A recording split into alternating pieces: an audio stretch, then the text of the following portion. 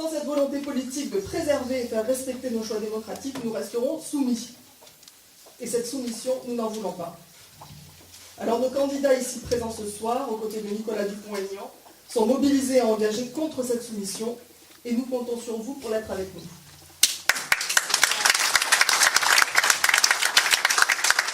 Je vous présente nos candidates et candidats. Stéphanie Gibaud. Bravo. Une citoyenne exemplaire qui a fait son devoir et qui portera au Parlement européen la lutte contre l'évasion fiscale, dont nous savons tous le problème immense que cela représente. Également Marie-Jo Zimmermann, une femme engagée en politique, députée de Moselle de 1998 à 2017, et qui vient de quitter les Républicains pour suivre Nicolas Dupont-Aignan.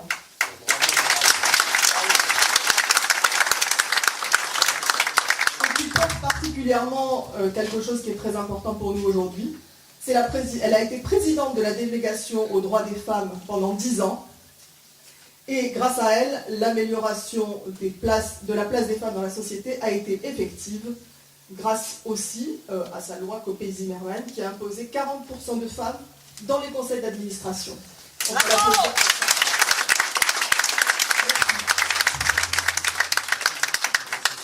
Bruno Nors.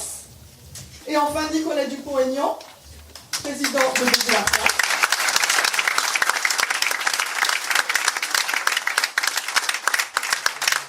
Je cite les deux candidats qui sont ici, que j'ai laissés derrière moi. Madame Huguette Layet, maire de Castellar. Et monsieur Noël Pizano, qui était donc notre tête de liste aux élections régionales de 2015. Voilà. Je vais passer la parole à Bernard Chipot et je vous souhaite une bonne soirée. Nous sommes dans un système où on ne supporte plus qu'il y ait des voix libres. Libres dans la finance, libres dans la politique, libres face aux républicains et au Parlement, libres dans les élus locaux. Et moi, je vais vous dire, la fierté de la liste qu'on a composée, c'est que c'est une liste de gens courageux. Voilà. Intègres et courageux. Et je pense qu'on a fait déjà la moitié du chemin quand on est intègre et courageux. Après, être compétent, ça s'apprend. Mais quand on est malhonnête, on peut être très compétent. Et alors là, la compétence est au service du vice. Ce qui est très gênant.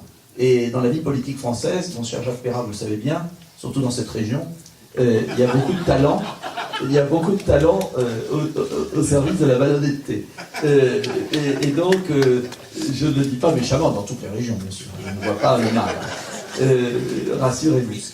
Mais je pense que si, pour parler vraiment sérieusement, s'il y a une telle défiance politique de nos concitoyens, si les Français n'ont plus confiance, si les Français ont été au mois de novembre sous la pluie, la neige, sur les ronds-points, parce que leurs syndicats étaient des incapables, parce que leurs élus ne les défendaient pas, si les Français ont enfilé ce gilet jaune qui a fait le tour du monde, si le pouvoir a été aussi malhonnête avec eux, en laissant faire, pour ne pas dire organiser, des casses sur les Champs-Élysées tous les samedis pour déconsidérer par une extrême gauche anarchiste le combat de gens honnêtes qui n'étaient que sur des ronds-points et qui n'ont jamais cassé quoi que ce soit. Bref, s'il y a une telle crise politique, une telle crise démocratique, une telle crise de confiance, un tel esprit pré-révolutionnaire, c'est bien parce qu'il y a un problème. Et parce qu'on ne l'a pas traité depuis 20 ans, 30 ans, et que ça pourrit. Et à force de pourrir, ça va péter. Et moi, je ne me réjouis pas de ça. J'ai pas envie de violence dans mon pays, j'ai pas envie d'une nouvelle révolution. J'ai envie simplement que nous servions à quelque chose, nous les élus. J'ai été maire pendant 22 ans, c'était le plus grand bonheur de ma vie parce que j'avais le sentiment de servir à quelque chose. J'ai transformé ma ville et j'en étais très heureux. J'ai eu le sentiment d'être totalement inutile au Parlement. Moins utile que Marie-Jo, qui a réussi par un combat extraordinaire, là aussi, sur le droit des femmes à faire des choses formidables. Mais je veux dire par là que si on ne résout pas cette crise politique, notre pays sombrera soit dans la révolution violente, soit dans l'apathie, ce qui est encore pire d'ailleurs. C'est-à-dire la démission permanente, un peuple de consommateurs, abrutis par la télévision des propagandes macronistes, pas éduqués pour pas qu'ils réfléchissent. Voilà. Est-ce qu'on veut être des veaux complets à l'abattoir ou est-ce qu'on veut des citoyens, c'est-à-dire des Français? Parce qu'être Français, c'est être libre, c'est penser son destin, c'est être des êtres réfléchis, et c'est ce dont parlait Bruno, quand même, toute l'histoire d'une civilisation. Je passais devant le célèbre lycée Masséna, un temple de la culture, et des générations ont été au lycée Masséna et ont fait l'honneur de la France. Et c'est cette culture, cette liberté, ce courage, c'est ça la France pour moi. C'est pas des espèces d'oligarques de seconde zone, en plus sans culture. J'écoutais Madame Belloubet, j'improvise complètement parce que les discours, vous entendez toujours le même, alors je vais changer. Mais j'écoutais Madame Belloubet à l'Assemblée nationale, ah oui, je voudrais raconter un grand moment. Nous avons eu la retranscription du grand débat. Et dans sa générosité, le monarque a pensé que ce serait quand même utile que pendant 2 jours, les députés aient le droit de débattre. Oui, parce que je pense qu'à l'Élysée, on ne sait pas ce que c'est qu'un parlement. Et donc, le Premier ministre a organisé, le gouvernement, figurez-vous, a organisé un débat à l'Assemblée. Parce que les Français ont le droit de débattre, et donc il faut que les parlementaires débattent. Et nous avons eu Madame Belloubet, qui est un cas assez étrange, qui est venue discourir. Alors, je vous recommande d'aller sur Internet, je ne sais pas si... il doit être le discours sur Internet de Madame Belloubet. C'était mercredi dernier, je crois, qui a parlé pendant 1 heure sur les conséquences du grand débat et la nécessité d'une démocratie participative sans bien sûr qu'il n'y ait jamais de vote. Voilà. Et ça a duré pendant 1 demi-heure. Et alors on a eu droit à tout, mais c'est très intéressant. On a eu droit à la vulgate de ces gens-là. C'est-à-dire qu'ils détestent le peuple, ils détestent le vote, ils veulent nous rendre prisonniers de leur schéma de pensée. Et elle nous a appris, alors ça c'était le summum, j'ai vu que c'était sorti dans la presse quand même, elle nous a parlé du multiculturalisme séculaire de la France. Je vous jure que c'est vrai. Le multiculturalisme séculaire de la France, alors comme les 3/4 des parlementaires n'ont plus aucune culture, ils sont totalement ignares, ils n'ont rien compris, moi je bondissais sur mon siège, parce que toute l'histoire de la France, c'est tout l'inverse d'un multiculturalisme séculaire, c'est l'histoire d'une assimilation républicaine pour la Révolution, et avant de la création d'un État qui fédère, qui assimile, qui broie, certes parfois violemment, mais qui a fédéré la France. Et si la France est un des États-nations les plus solides encore du monde, c'est bien parce que c'est tout le contraire d'un multiculturalisme séculaire. Mais c'est très intéressant parce que ça prouve que ces gens qui nous gouvernent ont plaqué sur le pays un schéma de pensée qui est un mélange de post-68 art communautarisé et de vision mondialiste financiarisée. Voilà. Vous avez un mélange, c'est-à-dire d'ultralibéraux libertaires qui détestent la France dans tout ce qu'elle est, qui détestent le peuple, qui se sentent supérieurs à nous et qui veulent nous contraindre, coûte que coûte, par la force s'il le faut, à épouser leur modèle qui déstructure la nation. Je le dis très sérieusement. Et c'est pourquoi ils sont dangereux. Et Emmanuel Macron est beaucoup plus dangereux que François Hollande. 1000 fois plus dangereux. Car il est au service d'intérêts, car il est imbibé d'une sous-pensée, qui est un drame pour le pays, et qui est totalement contraire à toute l'histoire de France intellectuelle, culturelle, contraire à ce qu'est notre pays, à l'exception française. Et voilà d'ailleurs pourquoi, j'en suis convaincu, nous avons eu cette crise des Gilets jaunes. Car malgré l'état d'abêtissement dans lequel on nous met à la télévision tous les soirs, avec les éditorialistes du régime, et vous avez remarqué que depuis que je me suis élevé contre le célèbre M. Cohen, tous les soirs la propagande, tous les soirs cette pensée unique, et malgré tout, des millions de Français se sont levés cet hiver. Alors on m'a accusé d'être pour les Gilets jaunes, mais moi je l'assume. J'ai rencontré notamment en partant de Toulon, c'était en fin novembre, et en allant dans le Vaucluse, je me suis arrêté à minuit sur un barrage à la Barque, c'est ça je crois, à la Barque, sans journaliste, j'ai discuté avec ces hommes et ces femmes, j'ai été impressionné par leur courage, leur vérité, de tous milieux sociaux, des retraités qui ont 850 € après 46 ans de travail, des artisans qui crèvent parce qu'il y a des travailleurs détachés qui ne payent pas de charges sociales en France, des employés à quart de temps dans des grandes surfaces, des gens qui n'en peuvent plus de ne plus pouvoir vivre de leur travail. Et quand on sait au même moment ces milliards qui partent, quand on sait au même moment l'arrogance de ce régime qui place ses copains, qui débaisse nos grandes entreprises, mais on se dit c'est pas possible. On est revenu quoi, 2 siècles en arrière? Ça va finir comment? Et donc j'ai soutenu, oui, les Gilets jaunes, et je l'assume, parce que je pense que ce cri de dignité était salutaire, alors même que tous les corps intermédiaires n'y avaient pas répondu. Pour autant, est-ce que les Gilets jaunes, dans leur multitude, leur caractère protéiforme politiquement, peuvent apporter la réponse? Non, je le dis. C'est au rôle des hommes politiques et des femmes politiques, libre aux Gilets jaunes de s'investir dans la politique. Nous en avons un, Benjamin Cauchy, qui est venu sur notre liste. Il n'a jamais prétendu représenter les Gilets jaunes. Et je lui ai toujours dit, tu ne représentes pas, vous ne représentez pas les Gilets jaunes. Parce que les Gilets jaunes, ils appartiennent aux Gilets jaunes. Et personne ne peut se les approprier. Parce qu'il y en a de gauche, d'extrême gauche, de droite, d'extrême droite, ailleurs, et ça les regarde. En revanche, il a toujours dit ses opinions politiques gaullistes. Et il nous a rejoints, et il est clair, il estime que notre liste est une liste qui répond à certaines des demandes des Gilets jaunes. Pas toutes, parce que moi je suis franc, pas toutes. Mais certaines, le référendum d'initiative citoyenne que moi j'appelais populaire, on l'avait proposé dès 2012, 2013. Est-ce que la Suisse est mal gérée? Est-ce que la Suisse est un pays fasciste? La Suisse dépense moins, la Suisse contrôle mieux, malgré tout, son immigration, et les Suisses votent. Est-ce qu'ils sont plus intelligents que nous? Je ne le crois pas. Et je pense que si on donnait la parole aux Français par le référendum, on serait très surpris des résultats. En tout cas, moi je pense qu'on ne débloquera la France que par le référendum. C'est le seul moyen de court-circuiter une oligarchie complètement incompétente. Ce qui est quand même extraordinaire, c'est l'émission C'est à vous, où j'ai osé dire à M. Cohen qu'il cirait les pompes. C'est vrai que c'était un peu... Bon, ma femme engueule. Elle m'a dit que tu n'aurais pas dû dire cireur de pompe, tu aurais dû dire être plus chic.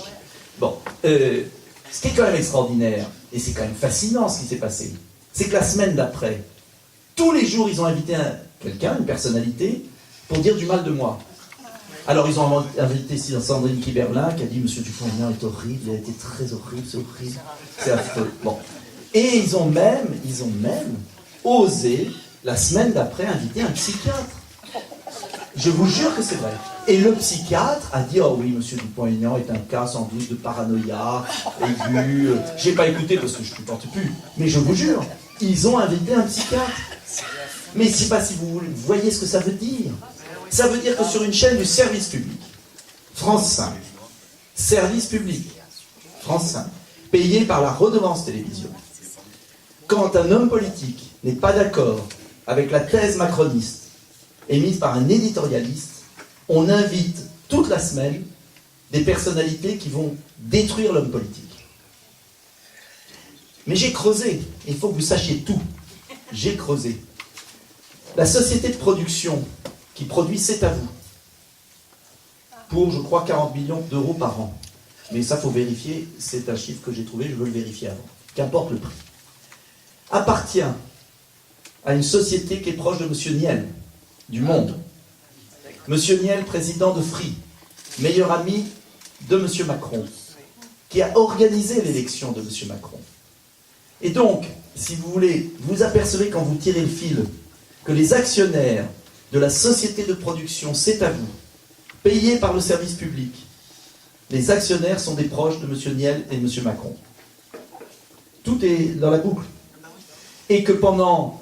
Et c'est grave, pourquoi? Parce que c'est une émission à 19h, que beaucoup de personnes âgées regardent, et tous les soirs, ils voient une émission bonhomme avec Madame Lemoine qui raconte ses conneries, les éditorialistes et tout ce beau monde est là. Et donc, si vous voulez, tous les soirs, c'est une propagande. Tous les soirs. Et quand vous regardez, vous tirez les fils, et je vous invite à lire un livre d'un jeune avocat.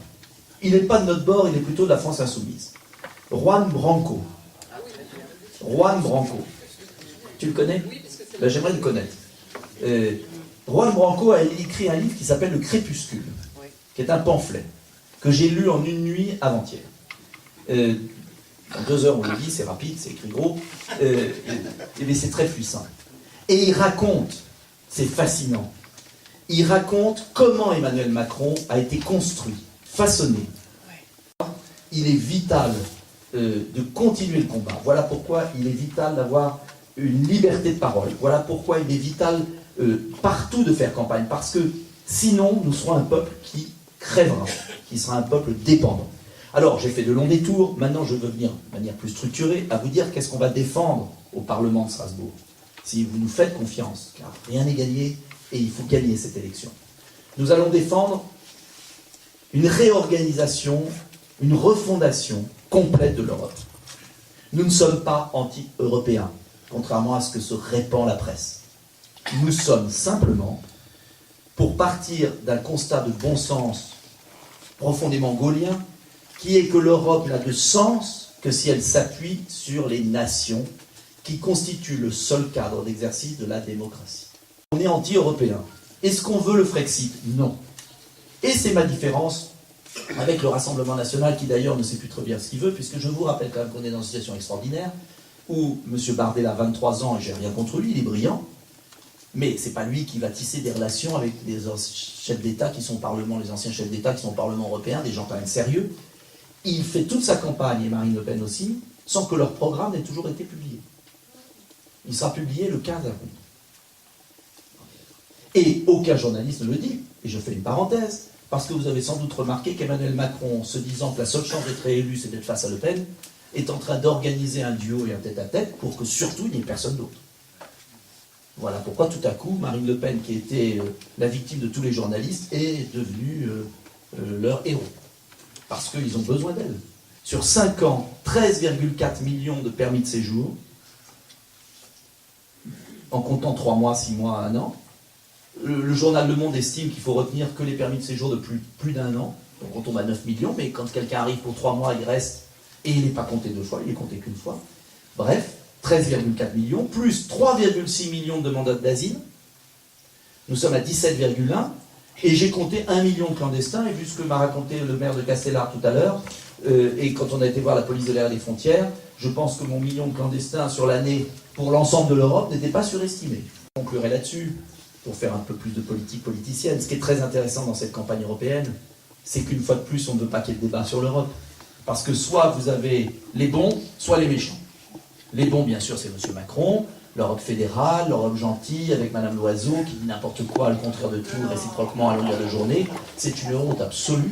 Bon, quand on pense qu'elle a été ministre, c'est vraiment faire insulte à la fois aux femmes et à la fois aux ministres. Hein, bon. C'est terrible. Bon. C'est horrible. Bon, et puis de l'autre côté, on est obligatoirement contre l'Europe, des méchants, racistes, fascistes, etc., incompétents. Et comme parfois il y a de la compétence, ah bah ça rend bien service. Hein. Bon, et donc voilà pourquoi notre boulot à nous, qui est très difficile, et j'ai besoin de vous, nous avons besoin de vous, c'est de montrer à nos concitoyens qu'à cette élection européenne, il y a une liste, on a mis le courage de défendre les Français. Le courage de défendre les Français, c'est-à-dire, oui, une liste de femmes et d'hommes courageux, dont je suis très fier, et qui, j'en suis certain, feront une très belle équipe au Parlement européen, si vous le souhaitez. Merci beaucoup.